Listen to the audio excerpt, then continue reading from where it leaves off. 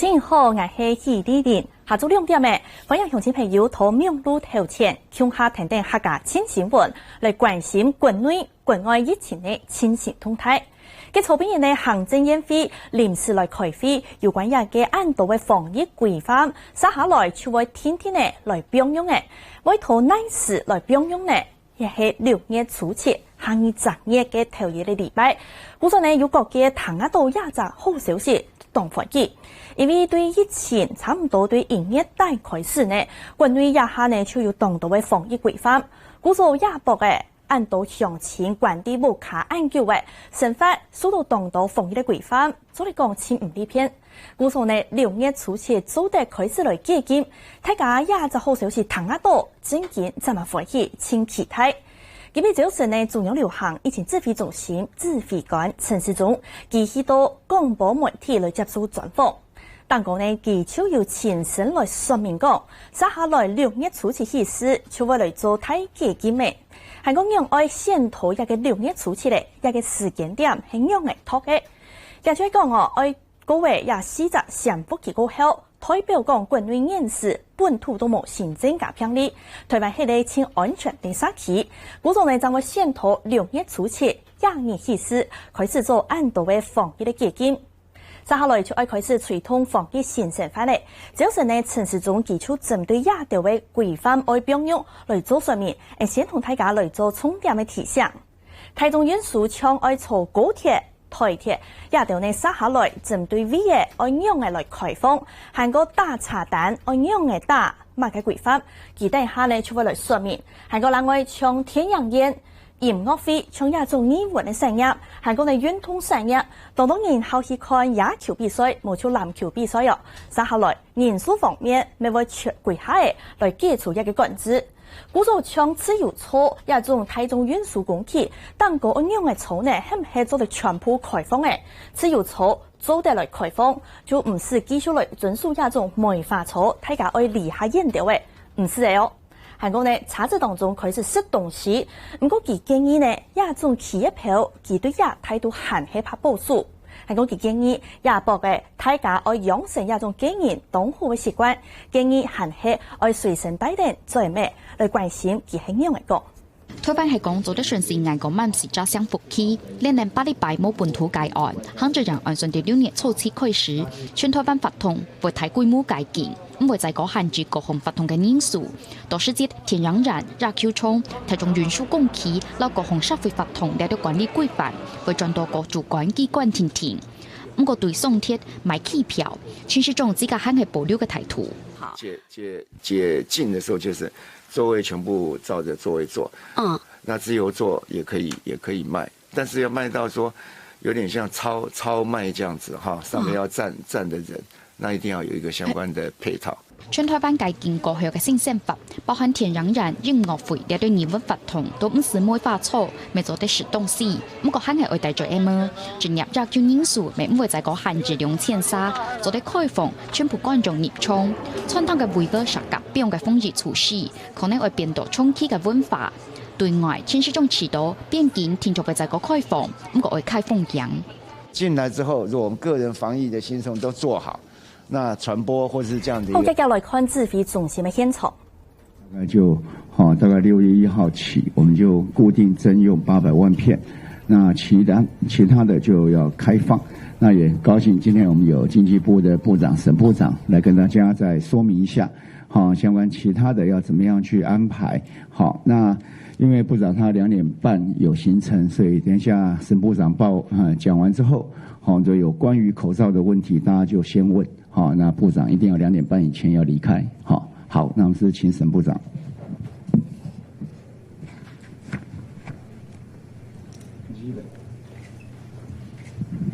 好，我們陳指揮官，還有我們副指揮官，還有我們這一個指揮中心的同仁，最重要是我們媒體朋友，大家午安，大家好。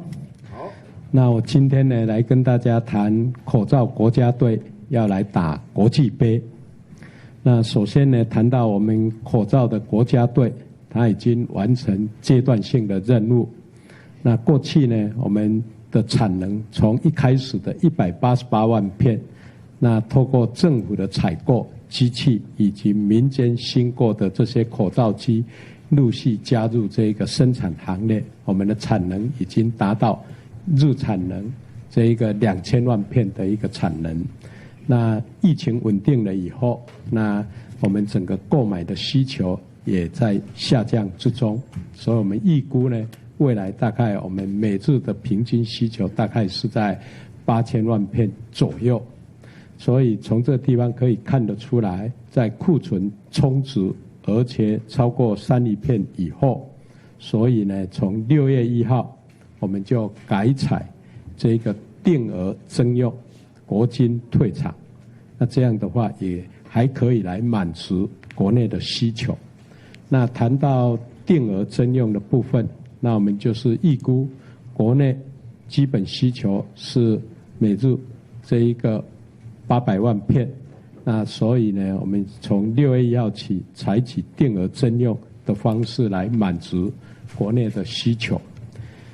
那昨天我也跟我们这些口罩的厂商来座谈，那原则上也按照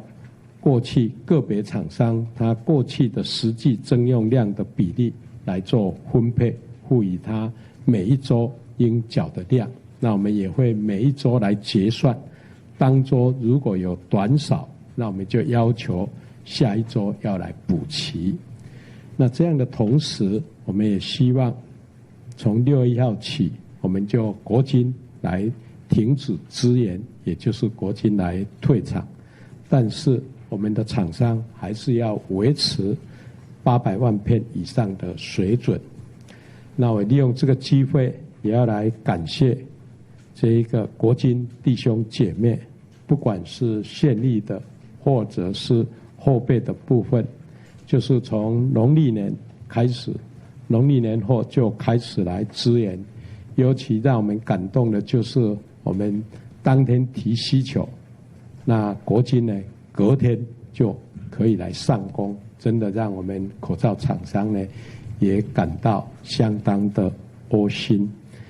尤其面对这个最急迫的这些人力需求，国军呢真的是义无反顾，尤其是使命必达哦。可以说，尤其在产能在往上冲的时候，对人力的需求，那他们是几乎无上限的全力来配合，作为我们口罩国家队的最强的后盾。那今天早上我也特地打个电话给国防部严德发严部长，特别表达经济部对国军的感谢。同时我也利用这个机会，对于这些公祭机的厂商以及口罩机的厂商，以及我们口罩的生产厂商，以及原物料，尤其像我们的熔喷布的这些厂商，也在这段期间特别感谢他们。那紧接着这一个就是所谓的超过征用量800万片以上的额外的产能，这时候我们就来开放这些口罩来内外销，让我们的口罩国家队去打世界杯哦。那昨天我跟我们的这些口罩的厂商谈起，就是要开放，他们也感受到这时候的 timing 很好，因为过去我们 MIT 的台湾口罩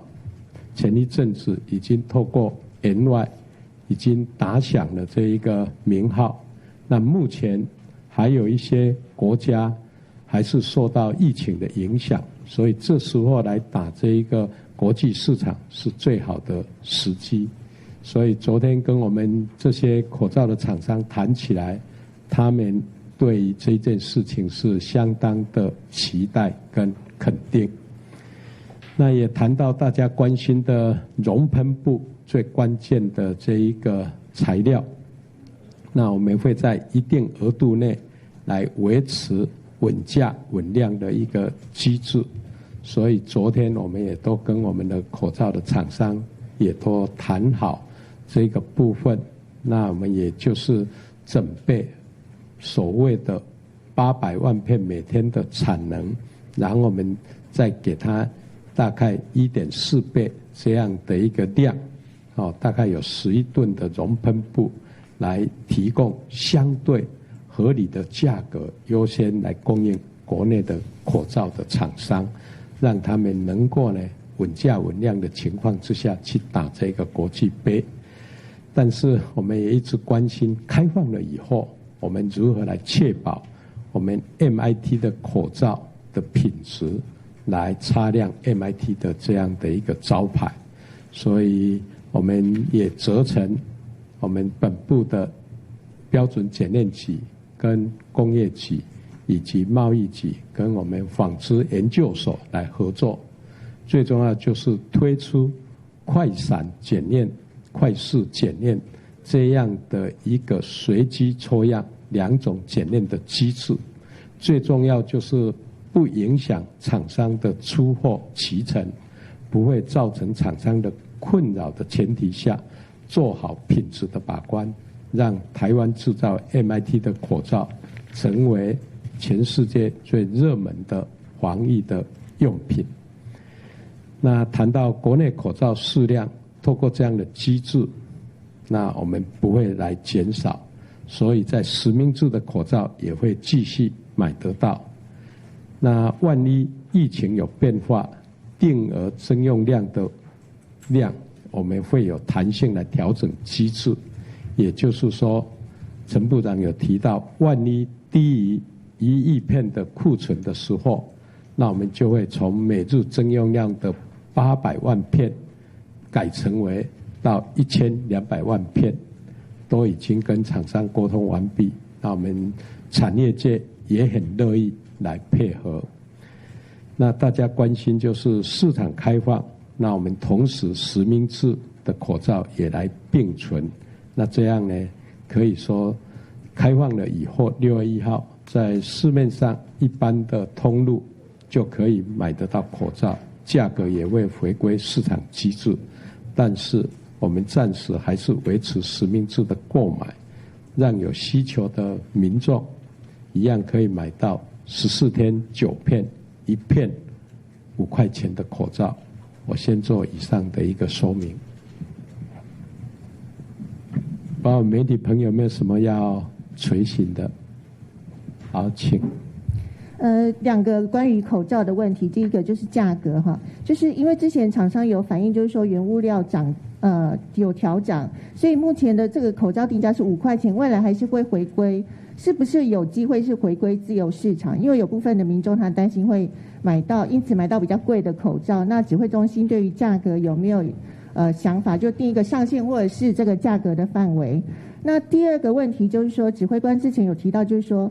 口罩每一轮的订购量平均都会下降大概30%左右，然后最近又宣布说口罩解禁，那在第8轮之前就已经有厂商就透露说这个价格可能回不去了，请问这一期的预购量有没有增加或减少？那对于第9期的预购量的预估有没有可能会因为预期的行李而大幅增加？谢谢。好，那首先呢，媒体关心在这一个所谓的开放了以后，那在价格方面，那刚刚我也提到了，就是我们在谈所谓的这一个征用的同时，我们下修到每日800万片，但是呢，我们这一个实名制的口罩还是继续并行，所以呢，这个部分稳价稳量是维持的，所以还是有，如果不放心的话，你就回归到实名制这边来，还是有5块钱。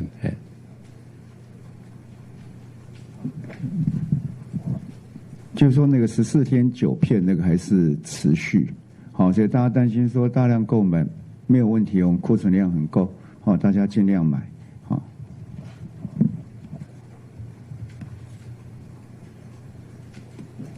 期的这个预购有增加或减少吗？到目前为止的统计？现在都持续在减少中。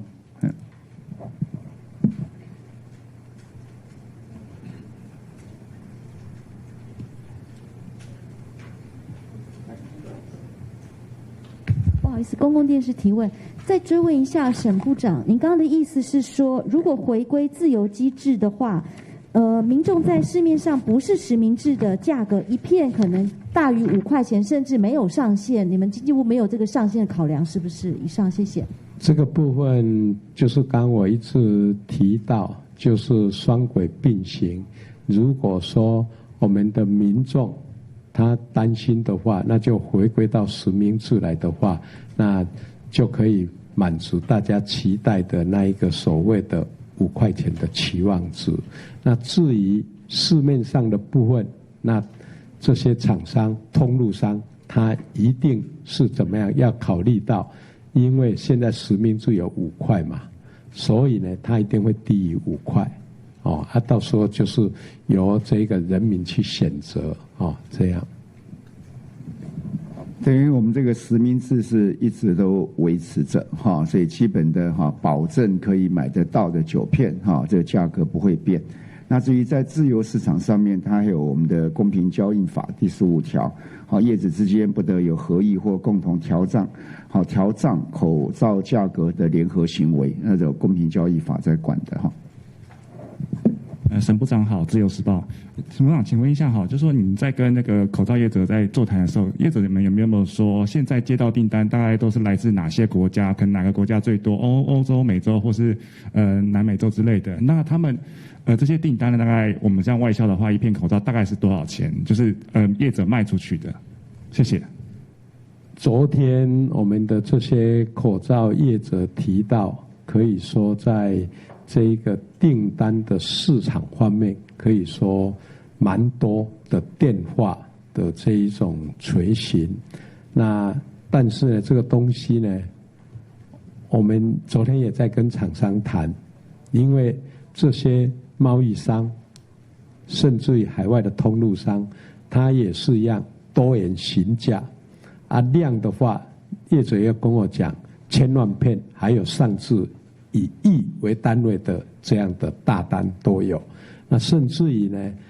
昨天我们的这些比较新打进来这个口罩生产行列的中小企业，他们比较担心对于国际市场不熟悉。那昨天也很感动，这些比较历史悠久的这些大厂，他们马上就征求策略联盟伙伴，打入他们的体系的供应链。那这样大家一起来打国际杯，我觉得蛮好的。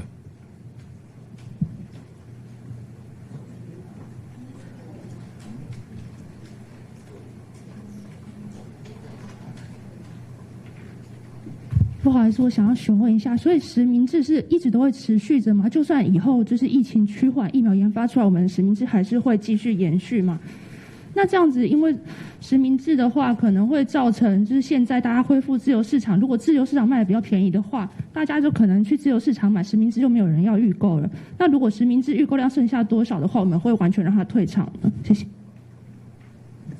那我们会根据实际的一个购买的量来做一个决定当然我们不见得一样希望价格低，那不过厂商因为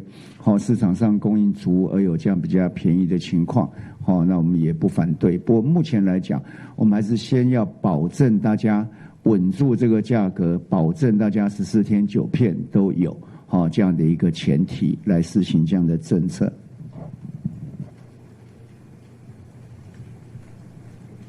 你好，联合报提问，想请教一下，那我们恢复自由市场之后，那像是有一些医疗院所，我们配发口罩这个部分，它的量还是会维持吗？那如果他们觉得不够的话，他们再可以自行去采购，这样子是不是？对，他当然可以自行采购，不过我们尽量还是会把医疗的这边的需要量一定要供应到足。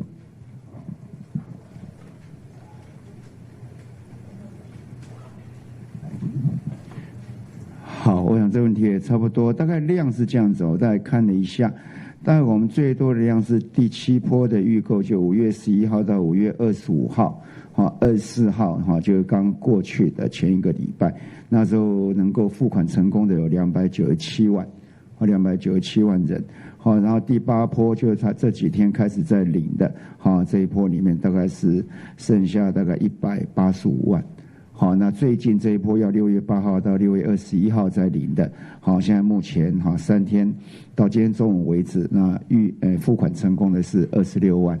好，其实它是一直在往下降。但我们希望大家能够好那个排队之苦哈，能够赶快过去。好，现在也过去差不多了。好，那当然整个好，我们大概整个这个口罩的哈这段时间也真的是好一片小小的口罩哈，那真的是非常多人的努力，从经济部这边在厂商、制造商等等努力之外，那邮局哈非常辛苦的帮我们来配送，那药局很辛苦的一个阶段性的任务，好，大家都非常的尽力，那也非常感谢唐凤政委还有我们的哈资讯处。好，在整个的不管是2.0、3.0，还有我们的健保署，哈，在开始的时候怎么样规划相关的实名制，都非常的辛苦，而且非常的尽责。那很快把我们的口罩问题解决，不但解决我们台湾自己的口罩问题，那进而可以在国际多帮忙人家，那也创造另外一波的一个外销的可能。好，那如果大家对于口罩没有另外的问题的话，那我们就谢谢沈部长。好，谢谢。好，谢谢指挥官，还要谢谢媒体朋友，谢谢，感恩。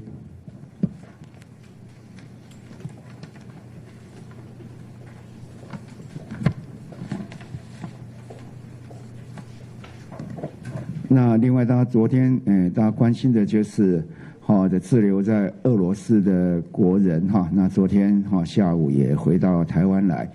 好，那整个在包含我们国人进来是有96个人，哈，那96个人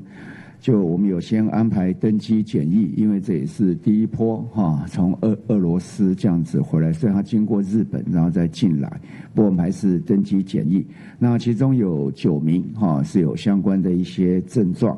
好，那有2名有腹泻的情况，那1名有呼吸道的症状，加上嗅觉的异常，6人有呼吸道的症状，那但是都没有发烧。不过我们还是一样在机场就采检，好，然后全部人都送到好我们的集中检疫所。那今天早上这9位的采检结果出来都是阴性。不过另外没有症状的87位，我们也会安排时间采检。好，所以大致上这班机应该看起来哈，它还算好。好，那我们今天的报告就到这里哈，不知道有问题可以提出来。中国时报，部长想请问，现在各县市政府竞邀您前往哦，那您对于说成为最强业配网，指挥中心成为一个业配中心的想法？而其实在推销农特产品或是提升地方的观光，其实应该是农委会和交通部观光局的职权。那现在指挥中心在全台或者说各县市这样趴走，是代销农特产品，有办法取代原本专业单位来发挥振兴国内经济活动的功能吗？谢谢。没有，我们是敲边鼓的功能了哈。我们那政策的决定当然是原来的单位哈，相关农委会哈，或是我们的交通部哈，他们是主责的单位好，但是部会之间帮得上忙，我们都非常的乐意。但是我们不会在指挥中心偶尔会因为盛情难却哈，那有时候也高兴的事情好，所以略作为展示，但不会在这边来直接配销好，配销还是好他们主责单位的事情。那提到这个，我们现在也很困难哈，真的是好，大家都拖拨很多了哈。今天农委会又特别送了2000颗粽子来哈，大家等一下可以分享一下，这是台湾好非常好的台南14号米所做的哈。那大家等一下品尝看看这个米跟我们在台北平常吃的米有什么不同。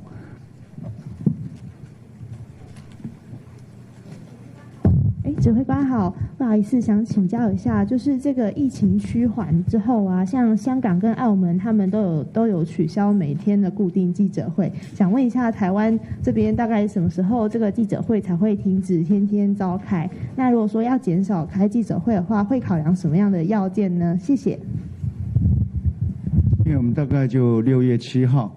，6月7号基本上我们就是在这样的一个。好，等于是4个潜伏期之后，好，那我们大部分事情都解禁了。那这段时间可能对于相关在解禁之间或解禁之后有一些相关的一些问题，好，再提出来做报告。那6月7号之后，我们大概就回归1个礼拜1次，好，这样的一个记者会，定期跟大家做报告。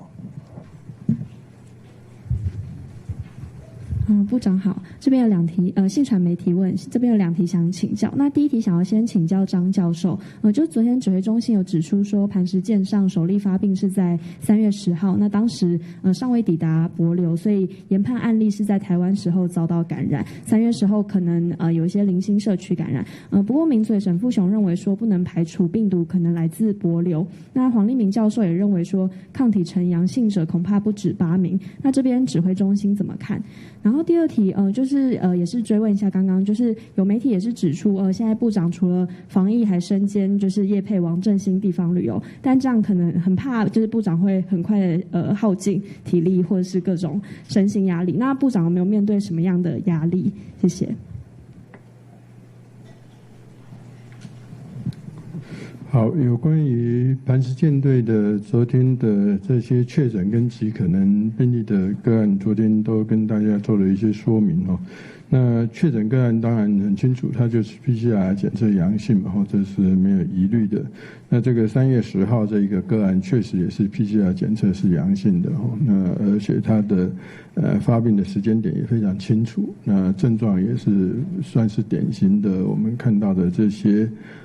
新冠肺炎会出现的这些症状，所以基本上，那3月10号当然他就还没有到，这舰队都还没靠泊到帛琉嘛，只有从台湾的军港出发，所以整个研判上面确实是应该是在我们台湾先有个案，然后先得到感染，然后上了船舰以后才在3月10号的发病。好，那至于这个抗体阳性的部分，我们昨天也说明了，那3个实验室，每一个实验室都用很多不同的方法去做检测，那一次的检测还不确定，那还是确实第一次的检测彼此之间不同的方法，不同的实验室里面还是有不一致的状况，所以后续就他们再用更可以排除这些伪阳或伪阴的状况去再做检测，也包括有1亿的个案全部都第2次的采检的采血，那这些采血以后我们再做比对嘛，所以这个在实验室这个小组当中已经算是非常肯定或非常有把握的去认定这个8个确实就是这8个。那这8个里面包括有3个很清楚的抗体是呈强烈的阳性抗体的表现，那包括综合抗体也都表现出来了。那另外有5位是比较弱阳性的，我们也没有把它忽略，还是经过研判以后认为他们还是应该列在所谓的曾经感染过的一个个案里面他们的综合抗体表现其实是没有表现出来的，可是我们还是认定他们是曾经有接触过这样的一个病毒。那包括有3位是没有症状的，所以可能他接触的病毒量也许是偏低的或是少的，所以一方面没有表现出症状，二方面也没有出现综合抗体的一个呈现，所以这些经过我们很仔细很长时间用很多的方法去核对，那我们认为是相当精准的确定这8个就是这个感染的有接触过病毒或者是有感染的个案，那其他的基本上都是被排除掉了。好，那至于说很多的邀约或一些直接敲边鼓的事情，好，那我是认为说大家如果高兴就好，如果大家厌烦，它自然就会停下来了嘛，请教一下指挥官，我们刚刚提到6月7号之后会大解封，那我们的记者会也会变成1周开1次。那想请教一下，那我们指挥中心的这个层级是否也会开始从1级开设逐渐的降阶？谢谢。好，谢谢。我们还是因为我们事实上是没有封嘛，那就没有解封。好，我们基本上是有一些相关的一些禁止跟一些限制人流管制。好，那这些我们会解除这些相关的规定。好，然后第二个，6月7号之后，当然我们会是未来整个一个大的一个环境，那再来决定指挥的层级要降到什么地方。不过就先因为相关的疫情相对就比较少，好，所以也没那么的急迫。好，所以先把记者会列为说定期召开，1周1次。那当然有特殊的情况，那我们还是会紧急跟各位来做报告。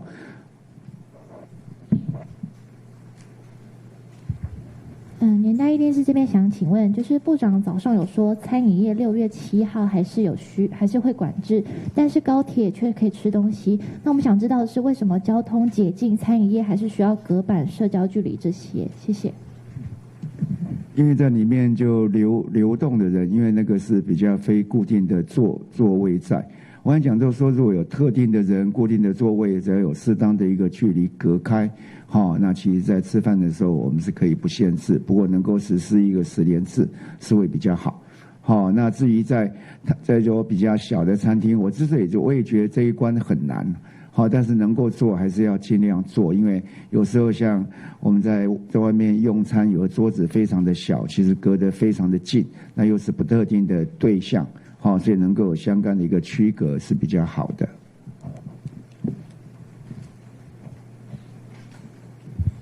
指挥官好，放言提问。关于出国旅游部分，指挥官上午受访的时候要讲到要看该国的情况，那返国后是不是需要居家检疫也是如此。不过那个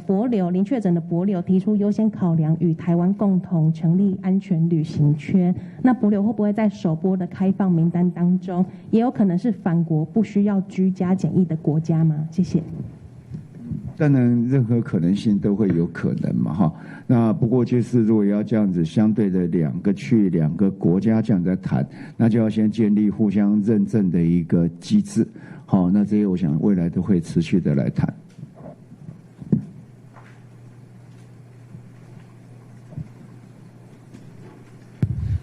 不好意思，工商时报提问，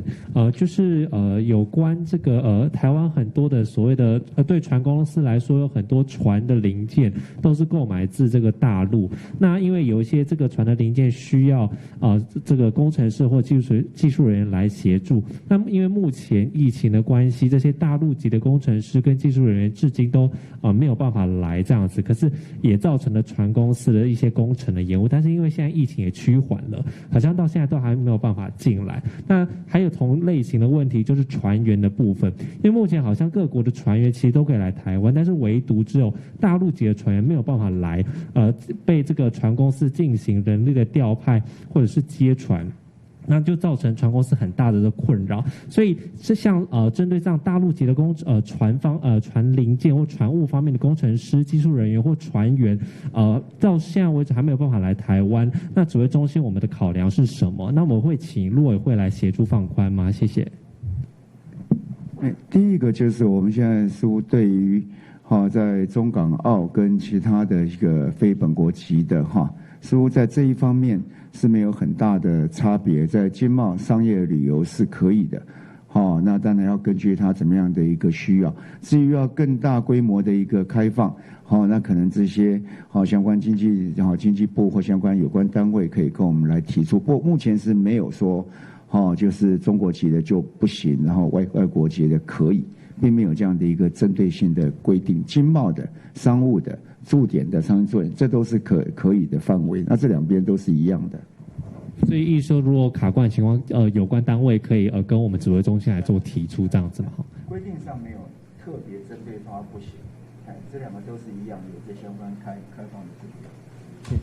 不好意思，苹果提问，就是说目前国内有3家疫苗厂也在跟中研院和国卫院合作研发疫苗。那好像有消息指出说，目前已经进入动物实验阶段，那预计7月的时候进入人体试验。那如果顺利的话，最快可能在那个年底生产100万试剂，然后优先给一线的医疗人员。那目前指挥中心有关于疫苗研发的进度大概是怎么样子呢？我们都在密切的注意中，不管是国内国外相关疫苗的进度，我们都持续在注意。那不过呢，在这样的一个紧急生产上面的使用，我们当然还是会对国内的疫苗厂商予以鼓励。那有办法在确定在年底的时候达到说100万剂的生产吗？我们指挥中心有这样子觉得说会那么快吗？就是能够产生可以用的100万剂，我没有那么有把握了哈。那生产100万剂应该是没有问题了哈。不过还要通过很多的一些法规的一些验证哈。那这是我们需要注意的。那目前的时程是这样子排。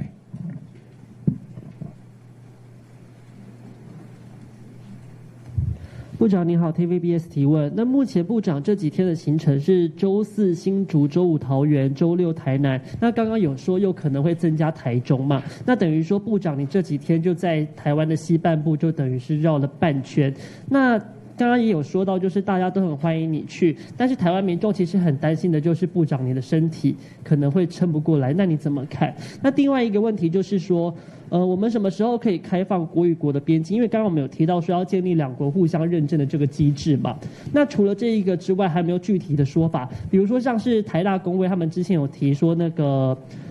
低于1以下的这个解封指数就可以来做解封了。那我们台湾是0.07，所以意思是说我们其他国家跟我们一样是0.07或者是低于1的，我们是有可能会开放的吗？因为现在有一些旅行社是觉得说，虽然现在有国旅，可是毕竟他们撑起他们的生意的还是国际旅游，所以有没有办法说可以给他们一个确切的时间点？谢谢。第一个我身体没有那么不好了，那我这大部分这些都是下班的时候了，那都是下班。我大概这里面有大概2个钟头是会用到上班的时间呐，其他都是下班的时间。那下班我们本来就要过日子啊，那所以这没有问题，身体没有问题。那第二个就是有关于就是说那其实到台湾就是一直那个传播都非常低嘛。所以基本上它还没有到达大家想要到超过1的那样的一个情况了哈。那至于大家很期待，这有些事情是没有办法光是靠期待就做得到嘛。我们大家都知道，我们都期待非常多的事情，那我们大家努力的往这个方向去做。那现在常常在讲说台湾已经非常的安全，大家提出各种数字光是一个0确诊，我们就看到就其实台湾就是被验证过它是很安全。那有人就讲说因为很安全呢，所以再安全个几个月是不是就可以开放让大家进来？那这是两回事嘛。台湾安全让人家进来，那对方如果是很安全，那也没话说。可事实上比我们这里更安全的地方实在是不多。然后第二个是因为我们这边已经很安全，所以我们可以出去。那要看出去的地方是怎么样。对，我们总不希望说出去之后把病毒带回来。所以这2个倒不是用台湾安全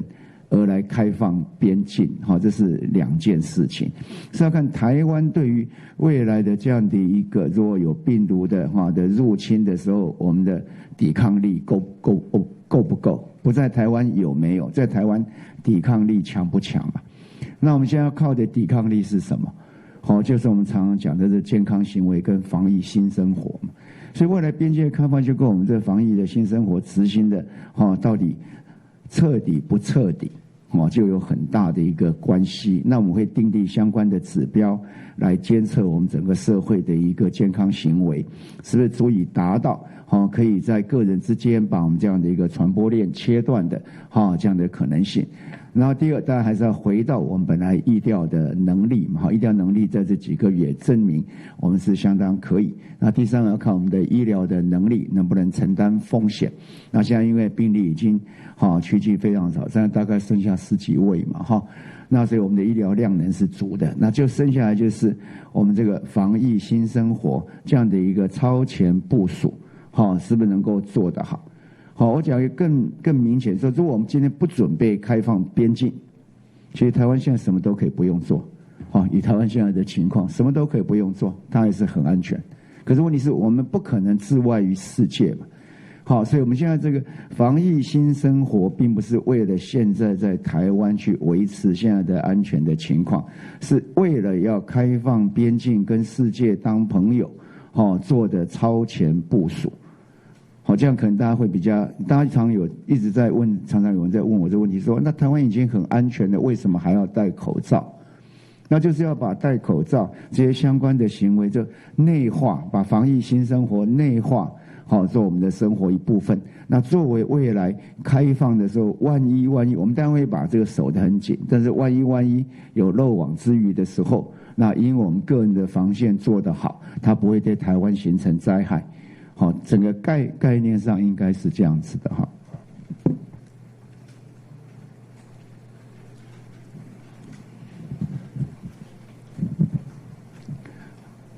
好，那我们今天的记者会就到这里，谢谢大家。好，那记得不要在门口再堵我们哈。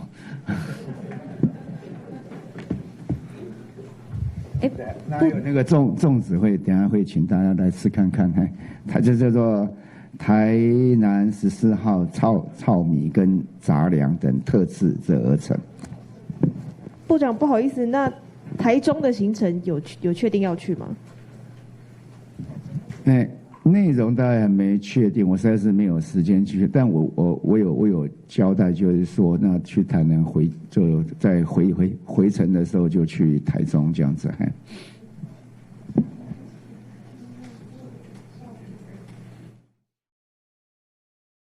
真偏离行政架嘅案例嘅好消息，韩国军队已经连续45日都冇本土案例出现呢。古总呢，也陈时中指挥官佢係在嗰度提醒講，大家還係要做到防疫新生活，也要同樣嘅防疫新生活按到嘅防疫習慣，同佢內化咗佢哋經驗要注意到嘅所在。古總呢，今邊嘅指揮中心嘅記者會係分咗2階段。頭階段加鄉親朋友就看到，經濟部長沈榮津佢咪要來到指揮中心記者會控，一個沈榮津呢，就係因為經濟部主要出來帶領一個軍隊做咩生產，故所呢就有人講沈榮津按做做咩阿伯，佢今邊形容嚟講呢，人哋鄉親朋友已經來關心，佢係先講到啊，就係因為現時疫情嚇得咧。韓國全台灣一年做咩生產量，一年生產嚟到2000萬隻。估計一個產量呢，對台灣嚟講係當喇叭嘅。接下來呢，就係為同一年生產嘅按度做咩，老記分做2方面。第一方面呢，一年就為同一全台灣呢做咩生產工廠，為徵用幾多呢？為第一階段徵收800萬隻。喺講呢，同一800萬隻都徵用過來。接下來其他嘅就會開放內銷，無處就愛做外銷，也就會開放本做咩生產工廠設價去限制。韓國呢，佢咪講到啊，接下來呢就係因為嘅產能呢有太過軍隊嘅需求，按到嘅做咩生產工廠，也部嘅就開始接到嘅當島駐運嘅訂單。而家下講到話，從廿幾年咧，就有當島嘅做咩生產工廠嘅業者，同佢講。接天花接到速度軟態咧，故種呢咪感受為到全世界人士還有東島國家，針對一個做咩嘅生產需求係當時有。故種呢佢咪講到嘅做咩係講老技術係軍隊嘅部分做嚟強勁，軍外嘅部分就做嚟拿做咩去同其他國家嚟聽數嚟打一隻 MIT 嘅國家戰。唔過有人就問哦，一個做咩嘅量，接下來要用嚟同開放呢？因為呢要開放內銷嘅部分，軍隊也偏係用嚟管控。佢就講到誒，一下現時當地嘅進行嘅實名制，也就2禮拜，太年嘅做咩買嘢到9隻，也會繼續嚟做。係講針對一實名制嘅做咩，一隻做咩呢？係講鄉親朋友你平常有啲買哦，就為當地講一下一隻做咩係5萬元。接下來呢，一個內銷嘅方面，就會開放本一按度嘅生產工廠設價去決定，一個假使就會完全交本市場去自由決定呢。一個係第一階段針對做咩嘅部分，經濟部長來做說明。韓國卻因為做咩還係按重要，雖然講6月初期起始，接下來全台灣會針對按度嘅防疫規範來並用。陳時中佢講啊。一下全台灣並冇做封城，故所佢知道一個用詞方面唔好用解封，應該要用解禁。而講做咩按重要，故所雖然講接下來針對台中運輸、韓國醫運產業、運通產業都會來做並用，唔過佢再過來提醒，還係愛同做咩帶好來，同也帶做咩習慣呢，老佢內化做經驗當好嘅一種生活嘅習慣。所以講，一下軍隊大家都認為講當安全，因為繼續來帶做咩呢？陳時中佢講，除咗因為軍隊當安全，接下來呢，再過來實行嘅就係同國外按度素材連結起來。軍隊當安全也冇錯，唔過呢，國外嘅部分，接下來可能會有當地嘅外國人士對其他國家來到台灣，所以同樣數學，故所佢再過來提醒講做咩當重要。就是呢，佢同樣嘅交通部長林佳龍2、3年沒有針對旅遊方面來做示範，當然沒關係。惠府浦中陈市中出现多风之旅游团队会师现场，老交通浦中李家亮强下支持国内旅游为本台家信息。防疫彩线重新启动。27期同风之旅游示范团，此届为所练习，李家亮未宣布老安心旅游提前到7年初一会推出旅游补助，希望带动国内观光。5月27号是防疫旅游彩线团大会师正式出发，那紧接着7月1号的安心旅游。大家就可以享有我们政府的补助，包括自由行跟团体旅游。国内的旅游我们都非常的支持，包括自己也这样子走透，让大家知道说台湾是安全的。那我们现在在6月7号之后基本上我们会有一点就是对于人流管制、总量管制这些都会取消。正不正？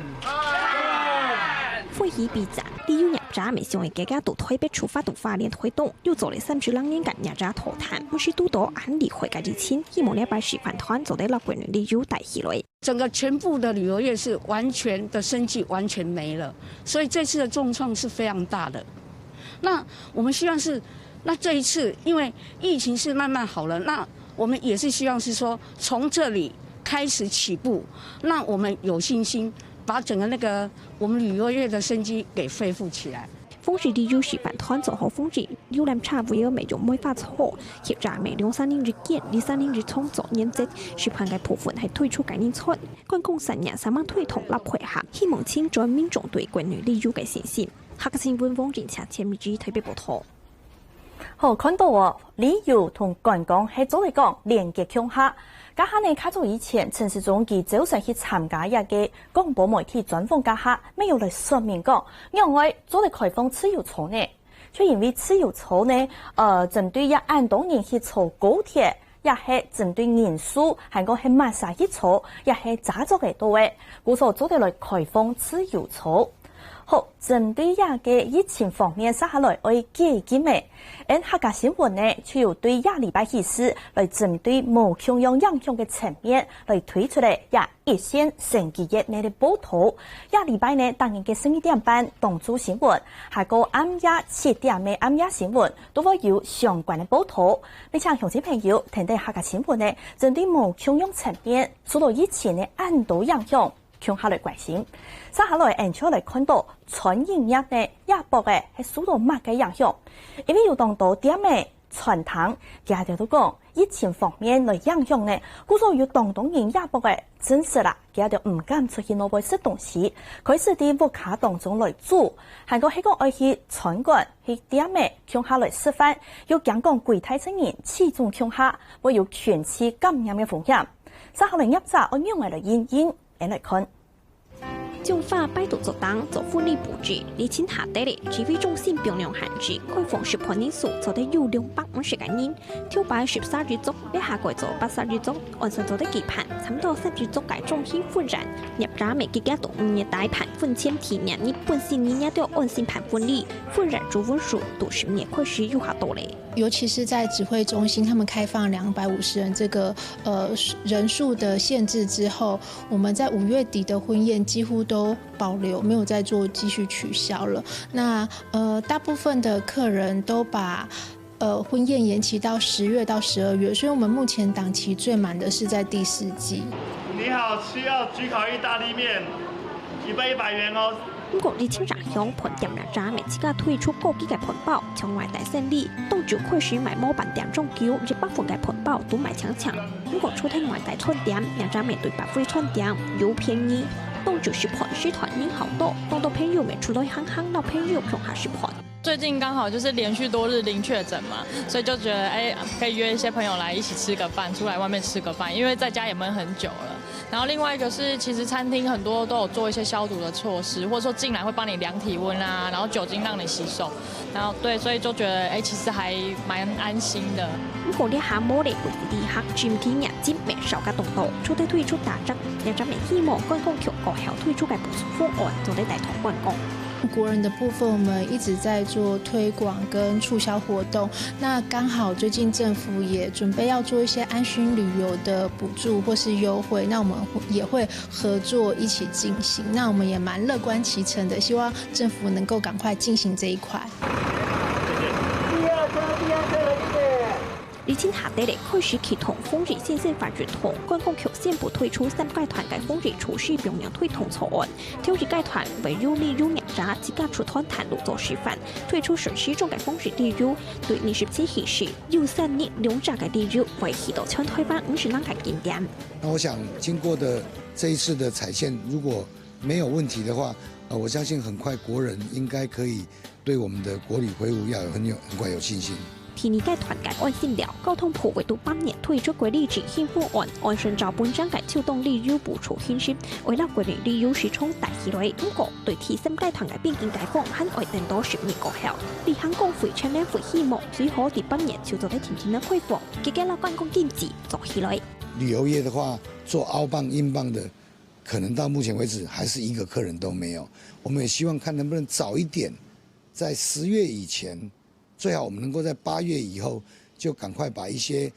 国外没有发生疫情的点可以拉列出来。照观光局统计，今年已经有10件旅行社冇做咧，旅行公会全年会实销，去年有3900人件旅行社，台铁适合国外旅游，更怕冇办法挨到10年。希望政府7到9年仍归外游提年补纾困。短时间在6月以前，应该可以让旅行社稍微撑过，但是我认为。可能还要在7月到9月还要做第二波的所谓纾困，是针对航空业跟旅行业。那我还会费买针对合作3年做执行措施，完成到6年推出一概念800元嘅填资利用权，利用两家渠道发放对象系自家去了解银行，对利用两家冇买补助，建议做啲老交通铺合作这个效果，做啲半年很下上会去合作老了。800块的就是到那个商家的那一个补助的消费，可以把同样的讯息给我们做旅行社，因为我们带的团体部分，我们就把行程安排到客家村、客家所有的商店区，我们是不是都可以同样抵用这些东西？所以而不是只有给自行开的所有的散客有去这样消费才有这样子。所以说我是觉得要结合。以前下底咧，政府推动风日先生法院通，业者未3万配合。希望本民众渐渐地转到健康嘅日子，不过200古道风日落经济只系大挑战。客家新闻6日站往日前千米综合报道。各项工业受到疫情嘅暗道物嘅影响呢，亚博嘅经济韩国动荡嘅发展，总体讲到停拖下来嘅。家下呢，你们看到嘅啲新闻头度，地位都有业者就讲，希望呢并用基金去参钱起事，让我呢针对天然集团纾困过后。各项工业去振兴，大家咪希望像無論係振興權，也係物價嘅振興措施，希望價格做起事。鼓勵大家對接下來嘅發展有更多嘅期待。唔過樣嘅，同防疫韓國帶動經濟兩者當中呢，潛到一個平衡點，對大家來講都係一個千大嘅挑戰。客家新聞呢，對亞禮拜起事，當然會有推出一線升級2.0嘅專題報道。請鄉親朋友來收聽客家新新聞，向下來關心。喺我哋下個禮拜起始，客家新新聞會有新的模式。喺講鄉親朋友想我哋客家新新聞嘅清醒自信，做嚟投 Facebook 檔稿呢，傾客家新新聞，就做嚟投入粉絲頁檔稿傾面集站，安尼就得嚟到人嘅清醒自信。